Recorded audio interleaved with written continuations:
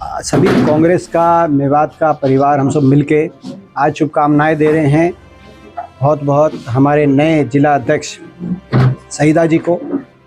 और हमें विश्वास है कि सईदा जी सभी को साथ लेके चलेंगे, सभी कार्यकर्ताओं का, सभी नेताओं का मान सम्मान करके पूरे कांग्रेस परिवार का नेतृत्व करते हुए चलेंगे और कांग्रेस की विचारधारा को जन जन तक लेके जाएंगे। पूरे ज़िले में कांग्रेस पार्टी को मजबूती प्रदान करेंगे। सईदा जी का एक बहुत लंबा जीवन का एक संघर्ष रहा है।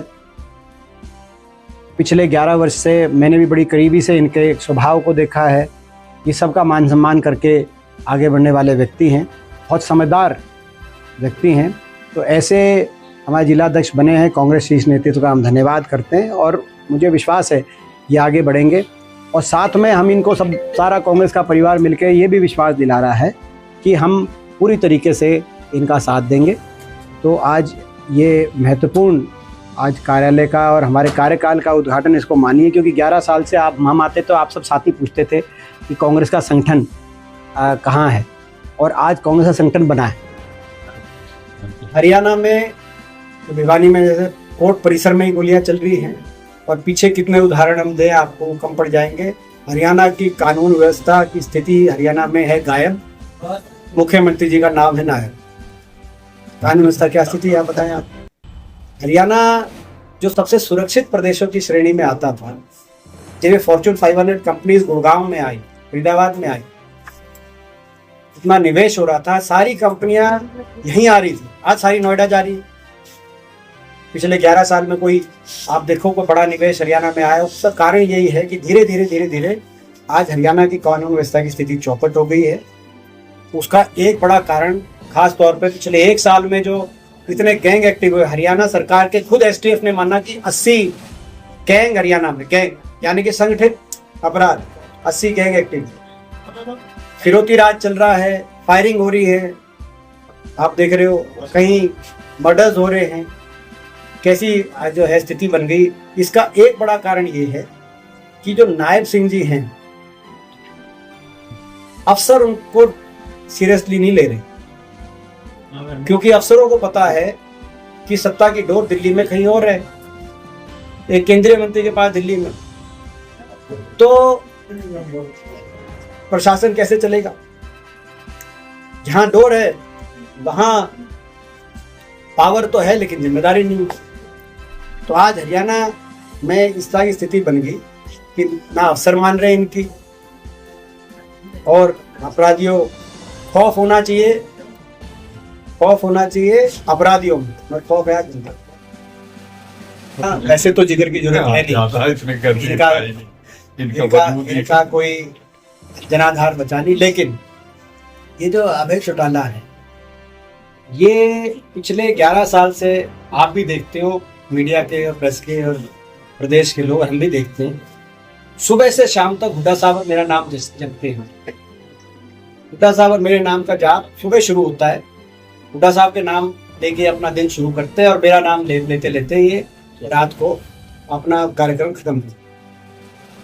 इनको फ्रस्ट्रेशन है, असल में फ्रस्ट्रेशन क्योंकि इनका जनाधार खिसक गया, राजनीतिक अस्तित्व पार्टी का बचा नहीं, और इनको लगता है कि ये हुड्डा साहब की वजह से या मेरी वजह से इनका जनाधार खिसका है। लेकिन सच्चाई ये है, इनकी खुद की छवि की वजह से और इनकी कर्मों की वजह से इनकी पार्टी खत्म हो, और लगातार बीजेपी का साथ देने की वजह से इनकी पार्टी खत्म हो। आपको याद होगा जब 14 के इलेक्शन से पहले इनको अपनी पार्टी कमांड मिली, तब इनकी पार्टी के 30 विधायक थे।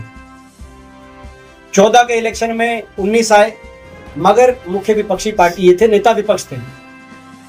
मगर इनकी छवि कैसी होगी आप अंदाजा लगाओ लोगों के बीच में, कि 19 से ये 1 पे आ गए 2019 में खुद, और इस बार ये खुद भी हार गए। तो लोगों ने इनकी छवि को नकार दिया, जिसकी वजह से ना ये पार्टी इकट्ठी रख पाए, ना जनाधार रख पाए, ना अपना परिवार रख पाए। ये परिवार ने भी तो ऐसे में ये मंथन करें, अपनी छवि सुधारने की बात करें कि जिस तरीके से हरियाणा में जब इनकी सरकार थी, अपराधियों को संरक्षण देने का ये काम करते थे, लोगों से दुर्व्यवहार करने का काम करते थे, सारी बातें थी। तो आप अपनी ये छवि पर मंथन करें जो है, और जितनी बार हमारा नाम लेते हैं हुड्डा साहब का मेरा, उतनी बार भगवान का नाम लें, ताकि फिर इनका कुछ इनका उद्धार हो सके। बाकी तो ये हमारे पीछे लगे, हमें तो अच्छी बात है, क्योंकि चर्चा में हम ही रहते हैं। ये जो वोट चोरी की बात आज देश के सामने हमारे नेता विपक्ष लोकसभा के और हमारे नेता राहुल गांधी जी लेके आए हैं। माधेपुरा सीट कर्नाटक में और केवल महाराष्ट्र में ही नहीं, ये वोट चोरी या केवल बिहार में अभी वोटर अधिकार यात्रा का भी नेतृत्व राहुल जी ने किया। हाँ भी आपने देखा किस तरीके से ये हरियाणा में भी बड़े स्तर पर चुनाव आयोग और भाजपा ने मिलीभगत करके हरियाणा में बड़े स्तर पर फर्जीवाड़ा वोटर लिस्ट में और चुनावी प्रक्रिया में करने का कार्य किया है। चुनाव आयोग जो निष्पक्ष भूमिका में होना चाहिए, आज वो भाजपा की सहायक भूमिका में आ गया है। और आपको याद होगा, ये जो हमारे मुख्यमंत्री जी हैं, चुनाव नतीजों से एक दिन पहले अगर ये जनता के विश्वास से सरकार बना रहे होते तो ये कहते कि जनता का विश्वास हमारे साथ है, हमें बहुत आशीर्वाद मिला, सरकार बनेगी। इन्होंने ये नहीं कहा कि जन भावना हमारे साथ है, इन्होंने कहा कि सारे प्रबंध हो गए और हमने सारे प्रबंध कर लिए हैं और प्रबंधों के आधार पे हम कल सरकार बनाए। तो हरियाणा के अंदर बड़े स्तर पर गड़बड़ियां हुई है, हमने दिखवाया है, हम इसका अध्ययन करा रहे हैं। बड़े स्तर पर कई बातें निकली हैं। जल्दी ही हम तथ्यों और प्रमाणों के साथ कांग्रेस पार्टी और हमारा शीर्ष नेतृत्व सारी बात आपके सामने रखेगा। हरियाणा के अंदर भी बड़े स्तर पर, और हरियाणा के अंदर तो वोट ही चोरी नहीं हुई, हरियाणा के अंदर तो सत्ता चोरी हुई कि केवल बाकी जगह कोई 1-2 सीट की आप जो बात है हरियाणा के अंदर, क्योंकि 11 साल में सबसे नजदीकी चुनाव का नतीजा हरियाणा में रहा, जहां मात्र 0.5% मतों का अंतर रहा, 22,000 वोट का फर्क रहा। तो हरियाणा के अंदर के वोट चोरी नहीं, सत्ता चोरी हुई है, और सारे तथ्यों और प्रमाणों के साथ हम सारी बात रखेंगे। हर जगह हुआ है। कल मैं करनाल में था, करनाल में जो सुमिता सिंह जी जो है हमारी वहां से प्रत्याशी थी